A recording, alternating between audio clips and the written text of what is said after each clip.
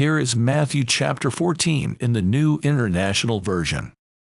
At that time Herod the tetrarch heard the reports about Jesus, and he said to his attendants, "This is John the Baptist.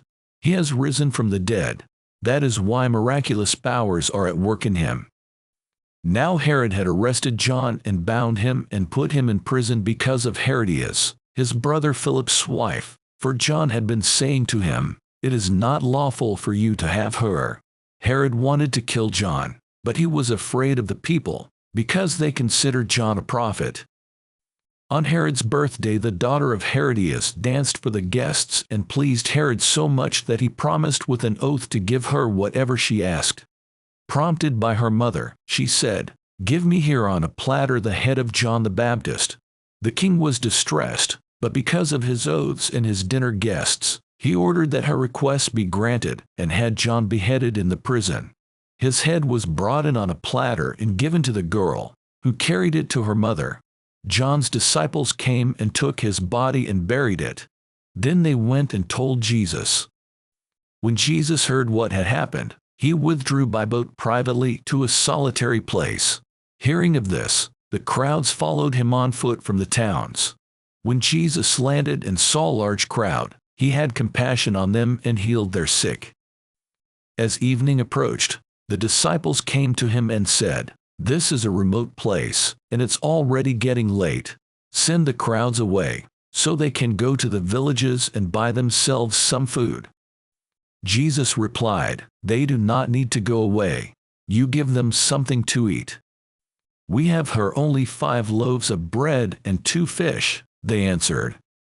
"Bring them here to me," he said, and he directed the people to sit down on the grass. Taking the 5 loaves and the 2 fish and looking up to heaven, he gave thanks and broke the loaves. Then he gave them to the disciples, and the disciples gave them to the people.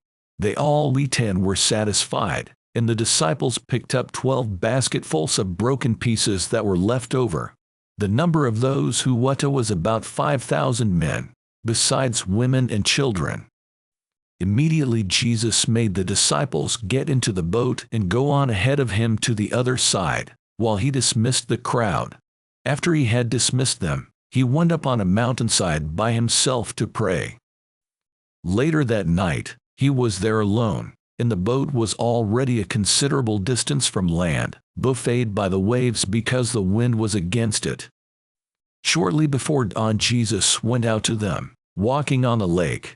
When the disciples saw him walking on the lake, they were terrified. "It's a ghost," they said, and cried out in fear. But Jesus immediately said to them, "Take courage, it is I, don't be afraid." "Lord, if it's you," Peter replied, "tell me to come to you on the water." "Come," he said.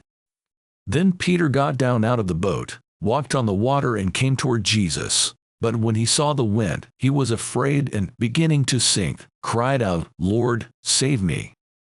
Immediately Jesus reached out his hand and caught him. "You of little faith," he said, "why did you doubt?" And when they climbed into the boat, the wind died down. Then those who were in the boat worshipped him, saying, "Truly you are the Son of God." When they had crossed over, they landed at Gennesaret. And when the men of that place recognized Jesus, they sent word to all the surrounding country.